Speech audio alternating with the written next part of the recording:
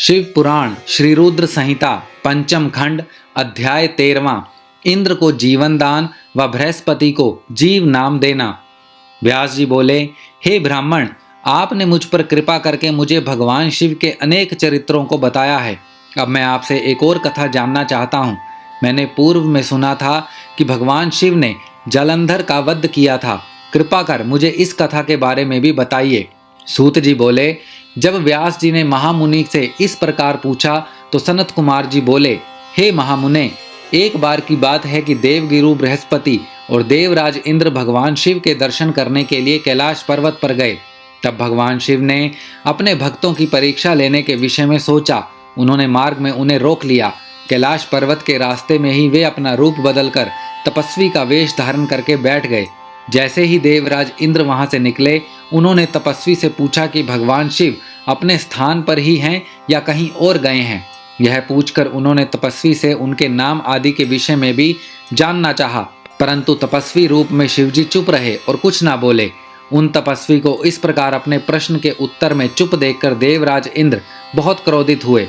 वे बोले, अरे, मैं तुमसे पूछ रहा हूं कि तू है कि उत्तर ही नहीं दे रहा है। जब तपस्वी ने पलटकर पुनः उत्तर नहीं दिया, तब इंद्र ने अपने हाथ में वज्र लेकर तपस्वी रूप धारण किए भगवान शिव पर आक्रमण कर दिया। परंतु शिवजी ने तुरंत पलटवार करते हुए इंद्र के हाथ को पीछे धकेल दिया। तब क्रोध के कारण शिवजी का रूप प्रज्वलित हो उठा और उस तेज को देखकर ऐसा प्रतीत होता था कि यह तेज सब कुछ जलाकर भस्म कर देगा। इंद्र की भुजा को झटकने से इंद्र का क्रोध भी बढ़ गया, परंतु गुरु बृहस्पति उस तेज से भगवान शिव को पहचान गए। देवगुरु बृहस्पति ने तुरंत हाथ जोड़कर देवादिदेव भगवान शिव को प्रणाम किया और उनकी स्तुति करने लगे। बृहस्पति जी ने देवराज इंद्र को भी शिव चरणों में झुका दिया और क्षमा याचना करने लगे। वे बोले कि हे प्रभु, अज्ञानतावश हम आपको पहचान नहीं पाए। भूलवश आपकी अवहेलना करने का अपराध देवराज इंद्र से हो गया है। हे भगवान, आप तो करुणा निधान हैं। भक्त वत्सल होने के कारण आप सदा अपने भक्तों के ही वश में रहते हैं। प्रभु, कृपा करके इंद्रदेव को क्षमा कर दीजिए।